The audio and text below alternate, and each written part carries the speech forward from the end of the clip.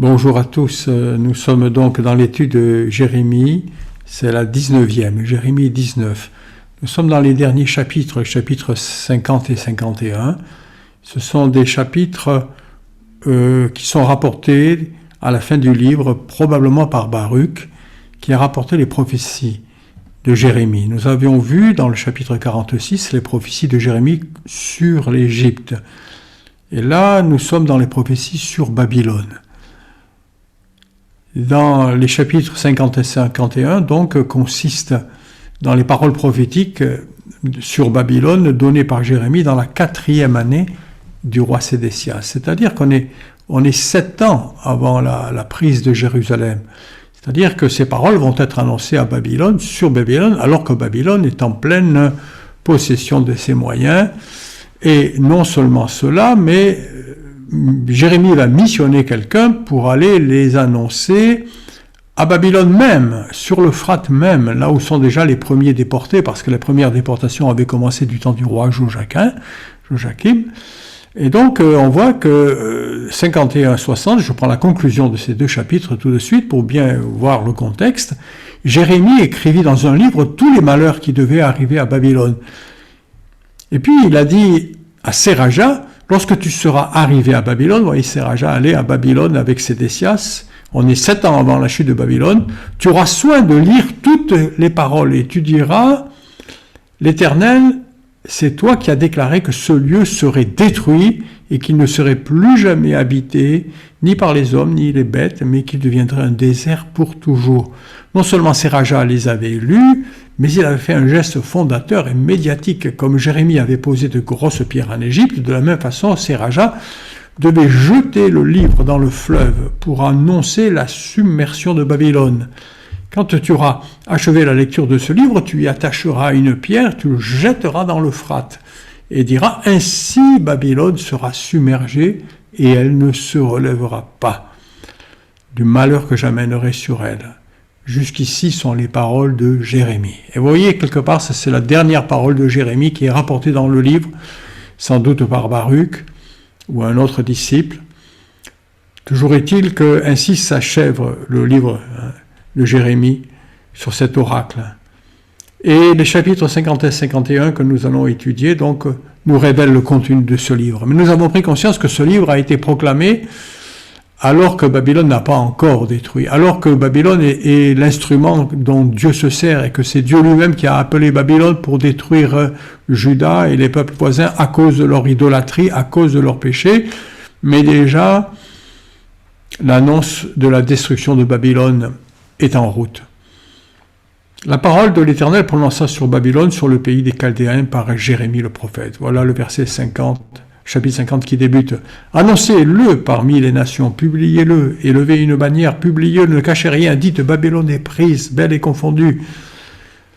Il n'y a plus d'habitation, hommes et bêtes s'en vont. Nous comprenons dans la suite que la submersion de Babylone devait se faire par des peuples nombreux. Dans le langage prophétique, les flots désignent souvent les foules, les multitudes de désordre, par opposition au cristal, qui désigne l'ordre et l'obéissance. Ainsi, la prise de Babylone par les rois Mèdes et Perses était annoncée contre Nebuchadnezzar. Et comme je l'ai déjà dit, ceci est très paradoxal, car 7 années après cette annonce à Babylone, les serviteurs de Nebuchadnezzar, quand ils arrivent à Jérusalem, ils prirent soin de Jérémie comme étant l'homme de Dieu. Car ils avaient apprécié ces premiers oracles, annonçant que rien n'arrêterait la destruction venant par eux. Et ils ne tenaient pas compte de ce dernier oracle qui annonçait leur propre destruction. Vous voyez, ils étaient venus et reconnaissaient en Jérémie un homme de Dieu, parce que Jérémie avait annoncé qu'il viendrait de la part de Dieu, que c'est Dieu qui les envoyait, et que Dieu recommandait à tout le peuple de se soumettre et de partir en déportation dans la repentance.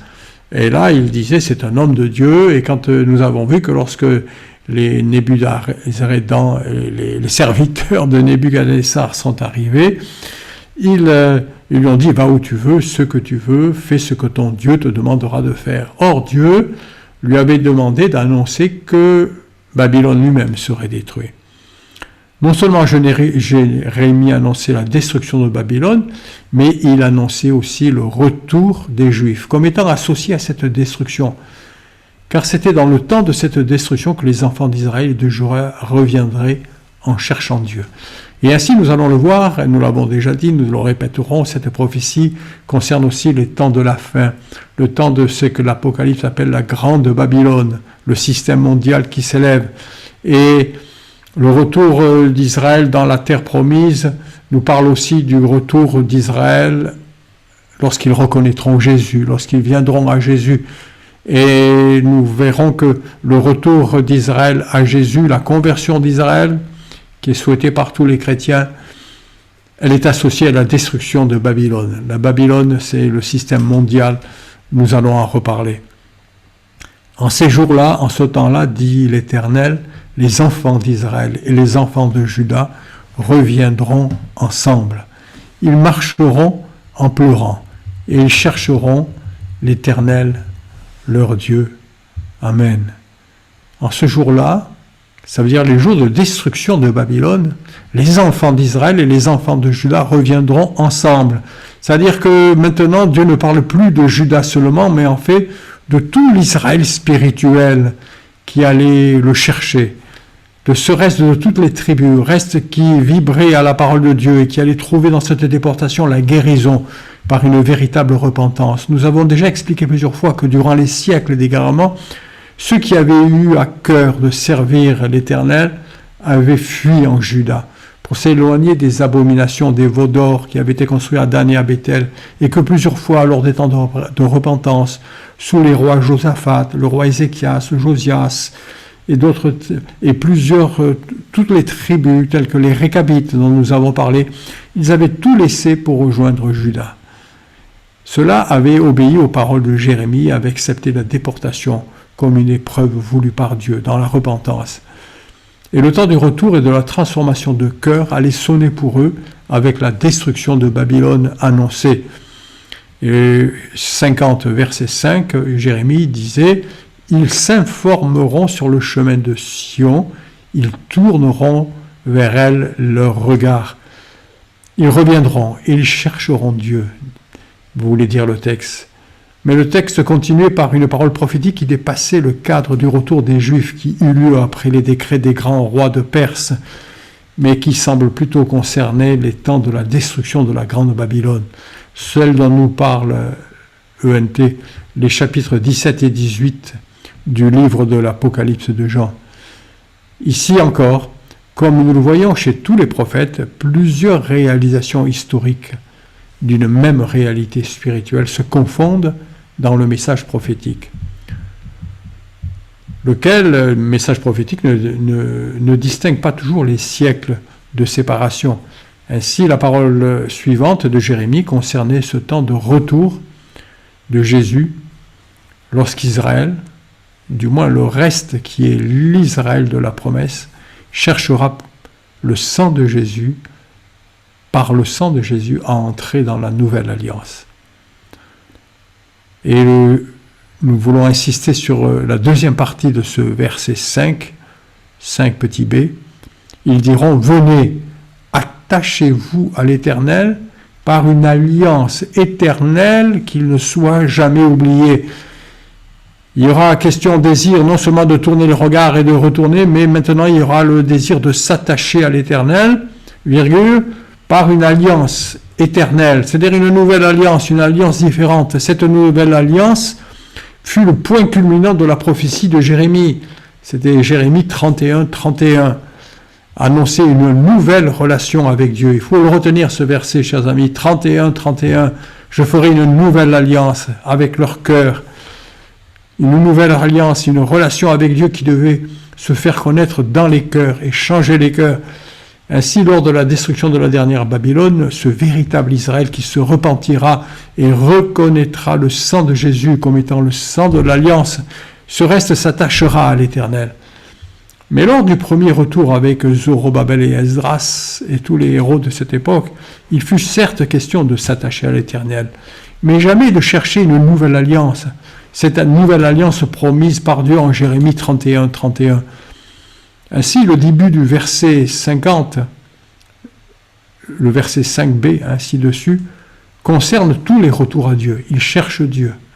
Mais la fin de ce verset ne concernera que le retour final, lorsque les Juifs qui sont revenus se tourneront vers Jésus et pleureront sur lui, comme le disent les prophètes Zacharie et Amos également, qui dit « Je mettrai le pays dans le deuil, comme pour un fils unique ». Zacharie dit qu'ils pleureront sur lui. Ensuite venait un conseil de Dieu qui traverse les siècles. Sortez de Babylone. Dans le temps de la chute des Chaldéens, il s'agissait d'en sortir physiquement pour échapper au nouveau massacre qui arriverait. Pour nous, dans la fin et à la chute de la grande Babylone, la sortie sera spirituelle.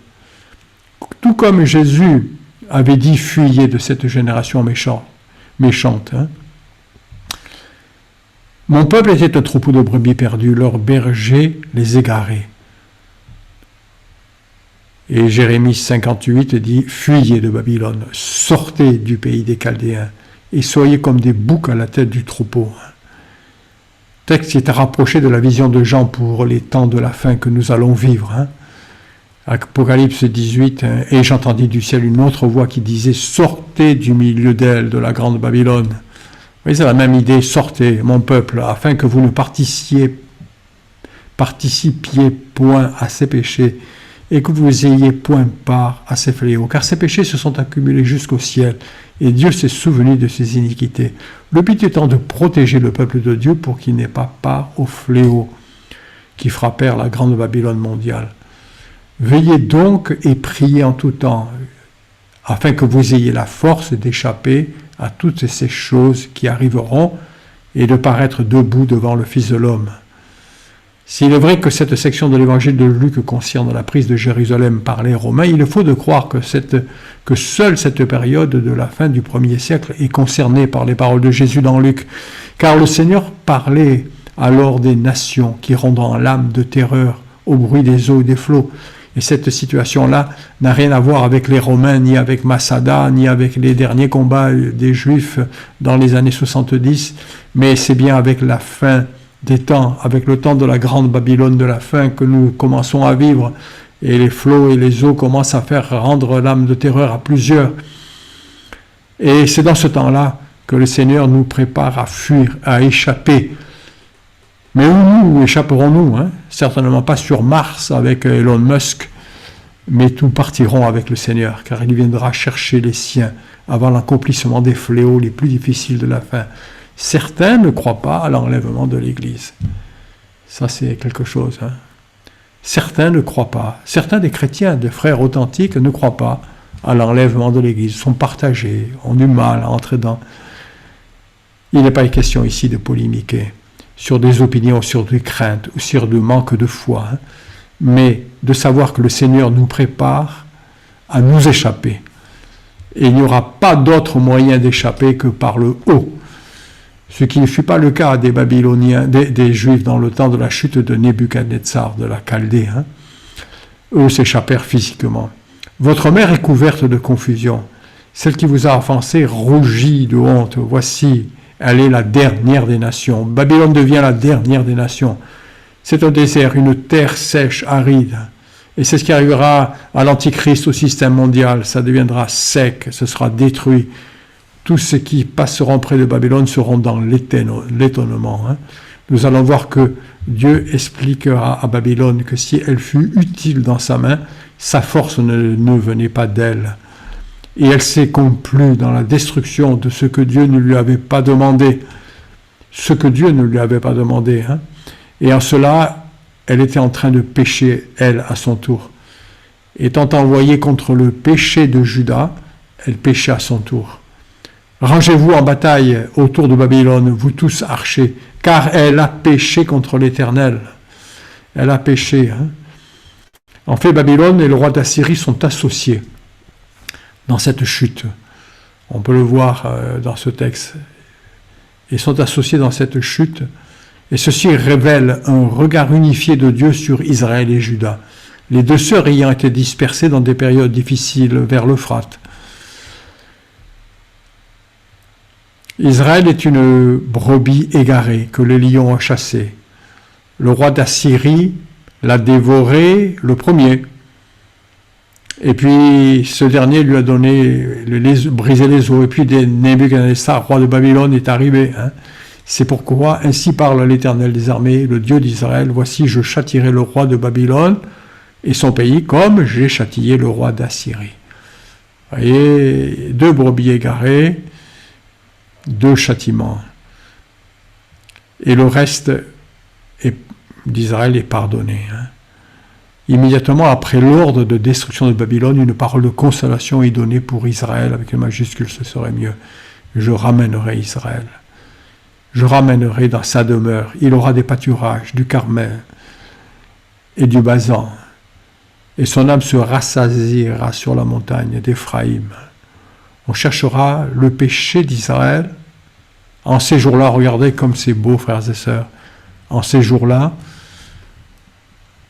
en ce temps-là, dit l'Éternel, on cherchera le péché, l'iniquité d'Israël, et elle n'existera plus. L'iniquité, c'est féminin.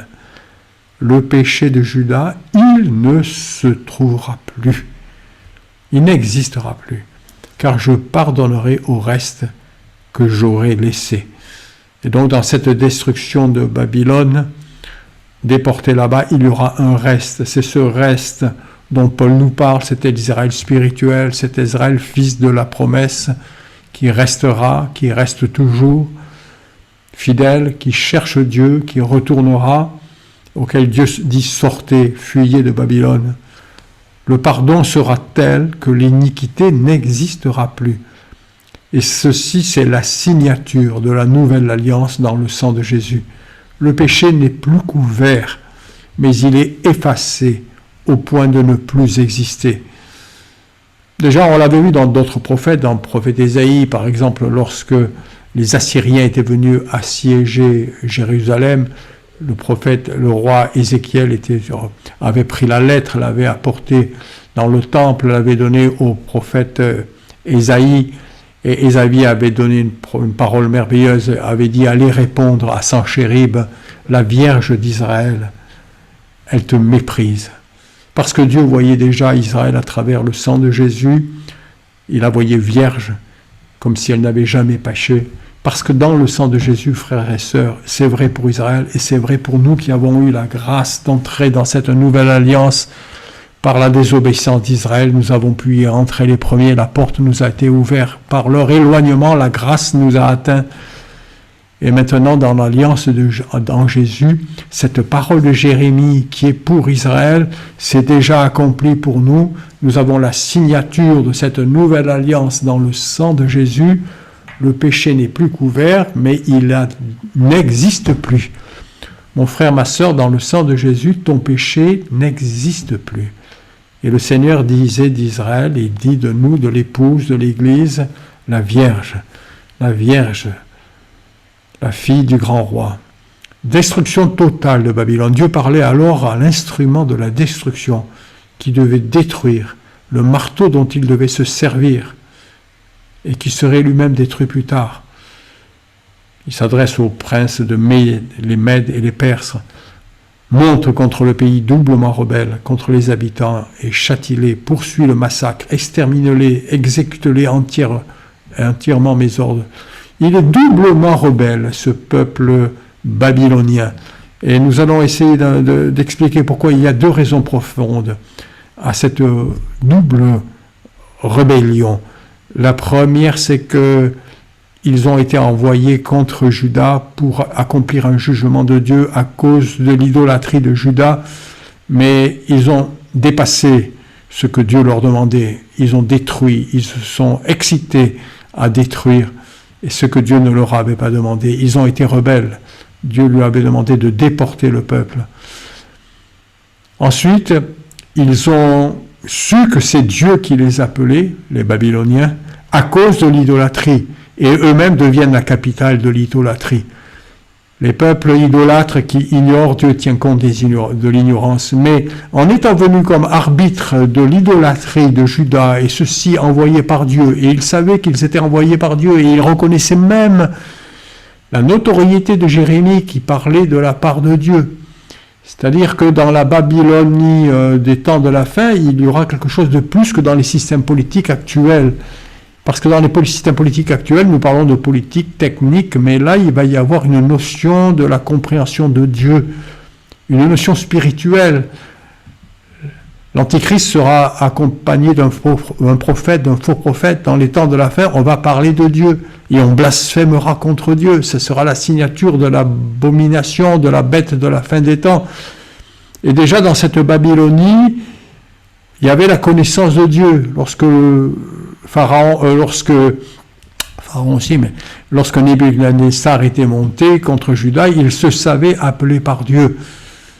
Et ils étaient venus à cause de l'idolâtrie. Et donc, ils avaient connaissance de Dieu et de son rejet de l'idolâtrie, mais eux, à leur tour, deviennent la capitale mondiale de l'idolâtrie. Nous allons le voir. Doublement rebelles. Des cris de guerre retentissent dans le pays, et le désastre est grand. Une invasion le marteau de toute la terre. Et quoi? Le marteau de toute la terre, Babylone superpuissant, cette nation qui contrôlait tout, eh bien ce marteau, il est brisé. Babylone est détruite au milieu des nations. Je t'ai tendu un piège et tu as été prise. Babylone à l'improviste. Tu as été atteinte, saisie parce que tu as lutté contre l'Éternel. L'Éternel a ouvert son arsenal, il a tiré les armes de sa colère, car c'est là une œuvre de l'Éternel des armées dans le pays des Chaldéens. Le piège est probablement relatif. Vous voyez, il est question d'un piège. Je t'ai tendu un piège. Vous voyez, là, 24. Je t'ai tendu un piège. Dieu tend un piège à Babylone. Le piège est probablement relatif à la stratégie utilisée pour prendre Babylone. On dit que le bras du fleuve, l'Euphrate, il y avait un bras qui traversait la ville pour l'irrigation, pour la ville, traversant la ville. Il aurait été asséché par la construction d'un barrage en amont. Et ainsi, n'ayant plus d'eau dans le lit du fleuve qui passait sous les murailles, les guerriers seraient entrés de nuit par le lit asséché, passant ainsi sous les fortifications sans avoir besoin de les détruire, et les fortifications ne servirent à rien, et la surprise fut totale. Pénétrez de toutes parts dans Babylone, ouvrez ses greniers, faites-y des monceaux de tas, tuez, égorgez, malheur à eux, car le jour est arrivé, le temps de leur châtiment. Babylone est doublement pécheur. Il y avait l'orgueil et l'idolâtrie. Écoutez les cris des fuyards, appelés contre Babylone, car elle s'est élevée avec fierté contre l'Éternel, contre le Saint. J'en veux à toi, l'orgueilleuse chancellera et tombera. La sécheresse contre Keltaris, car c'est un pays d'idoles. Ils sont fous de leurs idoles. La Babylonie était devenue un pays fou d'idoles. C'est pourquoi les animaux du désert s'y établiront avec les chacals. L'orgueil et l'idolâtrie, elle ne sera plus jamais habitée, la Babylonie, comme Sodome et Gomorrhe, les villes voisines que Dieu détruisit. L'Éternel, dit l'Éternel, elle ne sera plus habitée. Et la surprise est totale. Voici un peuple vient du septentrion, une grande nation, des rois puissants, se lèvent des extrémités de la terre. Ils portent l'arc et le javelot, ils sont cruels et sans miséricorde. Contre toi, fille de Babylone. Le roi de Babylone apprend la nouvelle et ses mains s'affaiblissent, l'angoisse le saisit, comme les douleurs d'une femme qui accouche. Et ça nous parle, les douleurs de l'enfantement, les douleurs des temps de la fin. Nous savons qu'il est question dans la prophétie des temps de la fin, des douleurs de la femme, des contractions. Et de la même façon, il y a une grande surprise qui s'empare. Voici tel le lion, il monte des rives orgueilleuses du Jourdain contre la demeure forte. Résolution contre Babylone. C'est pourquoi écoutez la résolution que l'Éternel a prise contre les Chaldéens. Au bruit de la prise de Babylone, la terre tremble et un cri se fait entendre parmi les nations. Ça nous fait penser à la chute de la grande Babylone dans l'Apocalypse 18. Tous les commerçants, tous les marchands de la terre se lamenteront parce que c'était devenu le système mondial, c'était devenu le système du commerce, c'était devenu le système de la richesse de chacun, des ambitions de chacun. Et tout ce système va s'effondrer. Frères et sœurs, il va y avoir une chute semblable dans le monde. Ça va être une surprise. Ça va passer sous les fortifications, vous voyez, par tout d'un coup. Et le système va sauter de l'intérieur. Ils vont en passer sous les murailles. Tout le système est verrouillé. On pense qu'il y a de la sécurité, mais tout le système est ébranlé. Et ça va sauter de l'intérieur. Et voici, je fais lever contre Babylone un vent destructeur. Mais Juda et Israël, le peuple de la foi, ne sera pas abandonné, car Israël et Juda ne sont point abandonnés de leur Dieu, dit Jérémie, de l'Éternel des armées. Ce pays et le pays des Chaldéens est rempli de crimes contre le Saint d'Israël. Et comme le peuple n'est pas abandonné, il y a un cri qui s'élève, qui retentit pour nous, un cri qui est dans l'Apocalypse aussi. Fuyez de Babylone, et que chacun sauve sa vie, de peur que vous ne périssiez dans sa ruine. Car c'est un temps de vengeance pour l'Éternel, il va lui rendre selon ses œuvres. Babylone était dans la main de l'Éternel une coupe d'or qui enivrait toute la terre. Les nations ont bu de son vin. C'est pourquoi les nations ont été comme en délire. Soudain, Babylone tombe, elle est brisée. Gémissez. Peut-être guérira-t-elle. Nous avons voulu guérir Babylone, mais elle n'a pas guéri. Abandonnons-la et allons chacun dans son pays. Tous fuiront Babylone, car son châtiment atteint jusqu'aux cieux et s'élève jusqu'aux nues. Ça veut dire que derrière Babylone, derrière cette idolâtrie, il y avait quelque chose de spirituel. Il y avait des puissances, des dominations.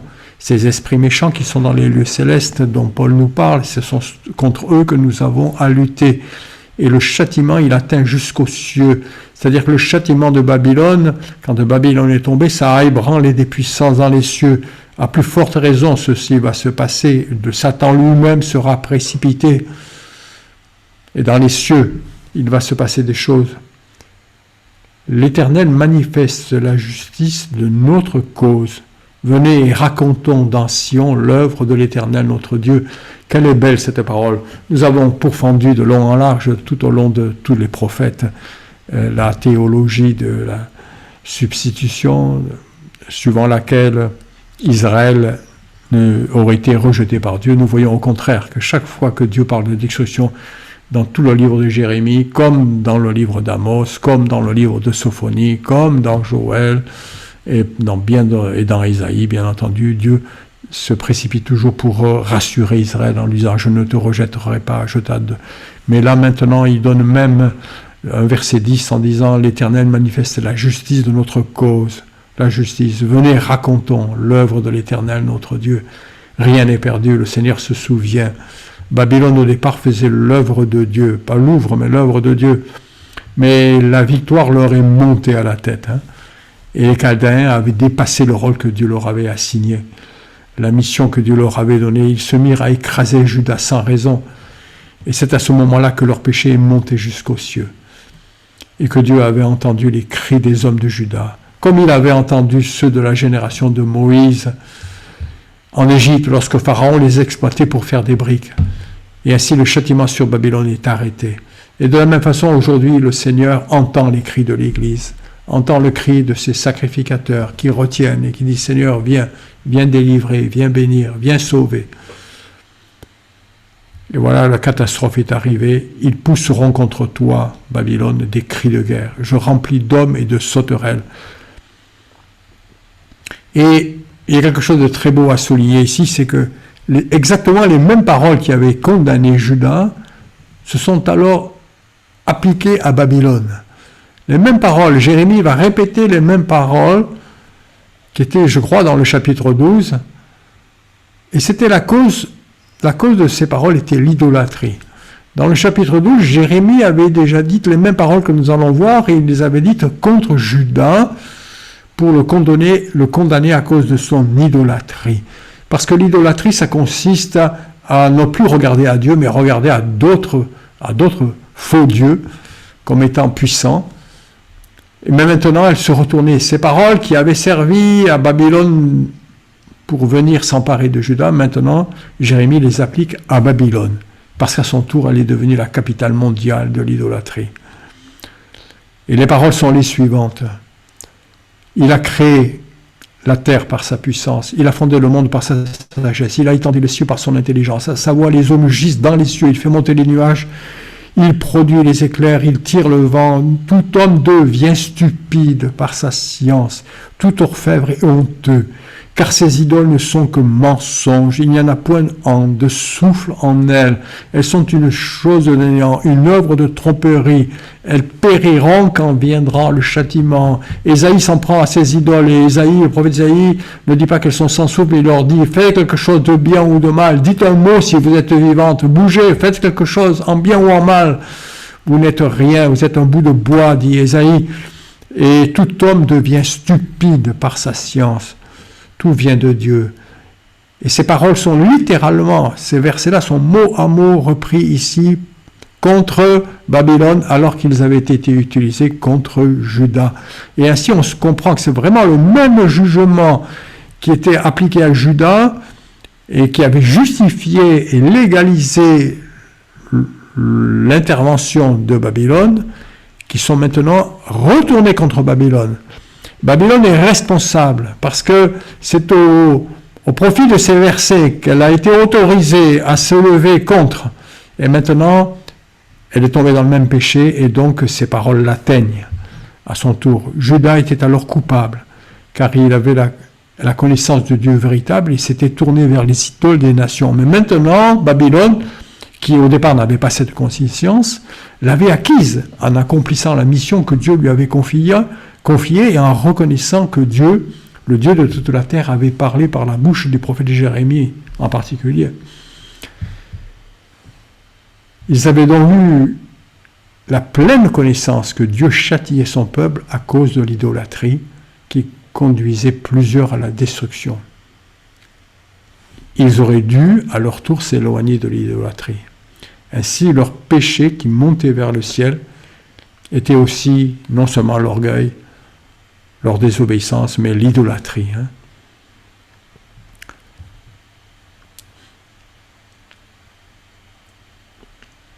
Mais alors qu'il y avait ces jugements, je veux accélérer un petit peu, mais alors qu'il y avait ces jugements sur Babylone, ce qui est merveilleux, c'est de voir que Juda, lui, était transformé. Juda s'était bonifié. La déportation, le remède de Dieu avait fonctionné parce que maintenant Juda était transformé. Voici le miracle était accompli. Ce ne sont pas les paroles de la Bible, ce sont les miennes, là, les commentaires, qu'ils valent ce qu'ils valent, mais c'est pour souligner les versets qui vont venir. Le miracle était accompli. Cette tribu de Juda, ce reste de Jacob qui avait été déporté dans un état idolâtre, lui maintenant ne l'était plus du tout. La guérison s'était opérée. L'épreuve avait délivré ce reste au point que l'Esprit de Dieu le proclamait prophétiquement. Mon peuple, lui, est maintenant complètement différent. Regardez ce que Dieu dit. Celui qui est la part de Jacob n'est pas comme elle. Elle, c'est Babylone, c'est les foules idolâtres dont on vient de parler, car c'est lui qui a tout formé, et Israël est la tribu de son héritage. L'Éternel des armées est son nom. Et maintenant, Israël était redevenu l'héritage. Dieu le revendiquait, il a toujours été, mais Dieu était satisfait de son héritage. Celui qui est la part de Jacob n'est pas comme elle, comme toutes ces idoles, comme toutes ces foules, comme toutes ces inepties dont nous avons parlé. Et déjà, Dieu revendiquait son héritage et n'abandonnait pas son peuple. Par contre, Babylone, il lui dit, tu as été un marteau, un instrument. J'ai brisé par toi des nations. Et maintenant, je te rejette. Je ferai de toi une montagne embrasée. Il ne sortira jamais rien de Babylone. On ne tirera de toi ni pierre angulaire, ni pierre de fondement, car tu seras une ruine éternelle. Dans la vision de Daniel, des 4 empires successifs, qui sont les temps des nations qui foulent Jérusalem, Babylone était la tête de la statue, mais quelque part, toute la statue représente la construction, toute la construction humaine. Et là, cette chute de la Babylone, et particulièrement de la Babylone de la fin des temps, est associée à la chute de toute la statue. de toute la construction humaine. Et ici, il y a quelque chose de très prophétique.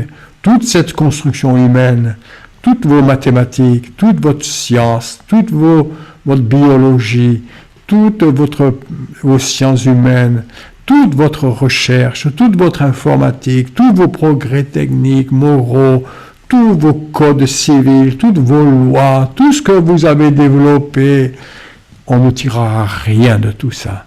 Dans le temps à venir, dans le royaume de Dieu, il n'y aura rien, ni pierre angulaire, ni pierre de fondement. Il n'y aura pas le même phénomène que Napoléon qui est arrivé, qui a ressorti les fondements des Romains pour faire son code civil, et qui font que certaines gens disent « Ah, mais Napoléon a fait des abominations, mais il a fait des bonnes choses, il y avait des bonnes choses. » Non, il n'y aura rien de bon. Rien de bon. Tout est affreux, tout est abominable. On ne tirera de toi ni pierre angulaire, ni pierre de fondement, car tu seras à jamais une ruine, dit l'Éternel. La terre s'ébranle, elle tremble, car le dessein de l'Éternel contre Babylone s'accomplit, il va faire un désert. Les guerriers de Babylone cessent de combattre. C'est une chute totale. Hein.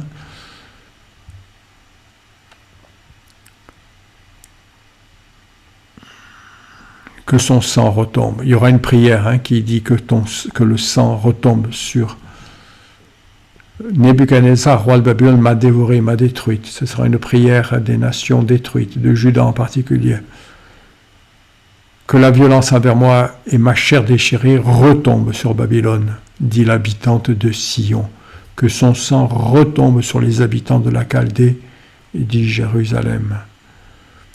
Et tout le sang de tous les sacrifices, de toutes les injustices vont retomber sur Babylone, sur toute la construction humaine, sur tout le système mondial. Et ça se concrétise dans le temps de la chute de Babylone, du temps des Chaldéens. Et je châtierai Bel à Babylone, j'arracherai de sa bouche ce qu'il a englouti, et les nations n'afflueront plus vers lui.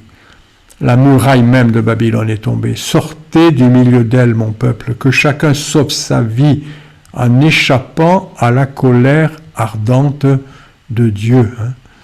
Et puis il y a un grand châtiment contre les idoles. C'est pourquoi voici les jours viennent où je châtierai les idoles de Babylone.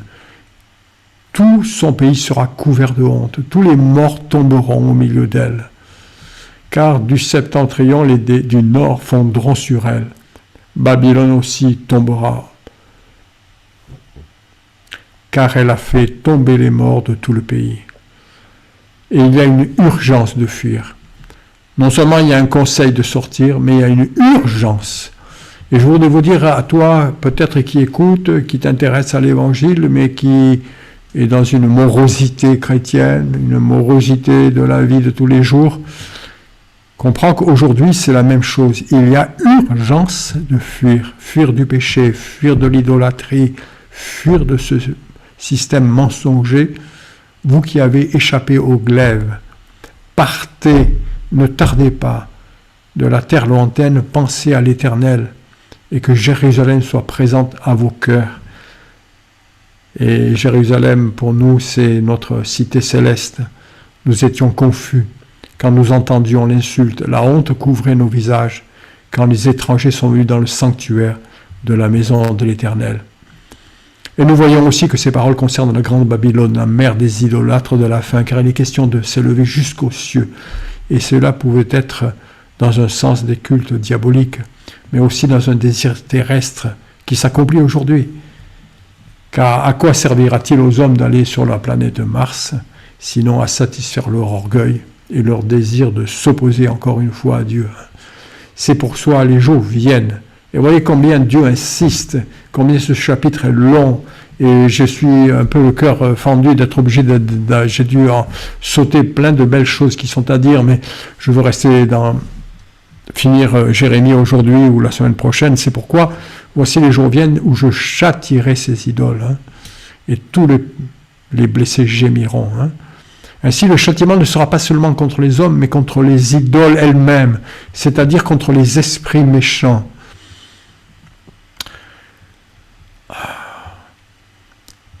J'enverrai ses princes et ses sages, ses gouverneurs, ses chefs et ses guerriers, ils s'endormiront d'un sommeil éternel, ils ne se réveilleront plus, dit le roi, dont l'Éternel des armées est le nom. Ainsi parle l'Éternel des armées, les larges murailles de Babylone sont renversées. Et ainsi, je voudrais terminer par ce qui a été le début, la conclusion des prophéties de Jérémie contre Babylone. Baruch, si c'est lui, précise qu'elles furent lues et annoncées 7 ans avant la chute de Babylone. La semaine prochaine, dans la Jérémie 20, nous ferons une conclusion et une introduction au prophète Ézéchiel, que nous avons le plan d'étudier dans la fin de cette année 2021. Et la conclusion est dans le dernier chapitre, le chapitre 52, qui est un survol de tout le livre, quelque part, et un focus sur la destruction du temple et des objets du temple. Il y a des choses belles à dire au sujet de l'arche de l'Alliance, nous en parlerons. Et puis, évoquer quelques paroles que j'ai sautées, donc volontairement, en passant directement du chapitre 46, c'est-à-dire des jugements sur Pharaon et l'Égypte, au jugement dans 50 et 51 sur Babylone, parce que l'Égypte et Babylone étaient les deux gros pôles du monde du temps de Jérémie. À la bataille de Carchemish, il y avait eu un ébranlement mondial qui fait que Babylone avait pris le contrôle mondial et Pharaon avait disparu. À la chute de Babylone, il y a un nouvel ébranlement mondial. La terre a tremblé parce que Babylone est tombée. La statue de Daniel va tomber, tous les empires vont tomber, mais le royaume de Dieu va paraître. Je vous dis bonne semaine et à bientôt pour Jérémie 20 et la conclusion de Jérémie et l'introduction à Ézéchiel, pardon. Ézéchiel, naturellement, va nous amener à parler aussi des temps eschatologiques de la fin et nous servira d'introduction un petit peu à l'Apocalypse. Apocalypse qui, chaque année, dans chaque étude biblique, est revisité. Depuis 21 ans que cette étude biblique est régulière, hebdomadaire, nous avons consacré 3 années pleines à l'étude de l'Apocalypse. Et Dieu voulant, cette année, nous la concrétiserons. Que le Seigneur vous bénisse.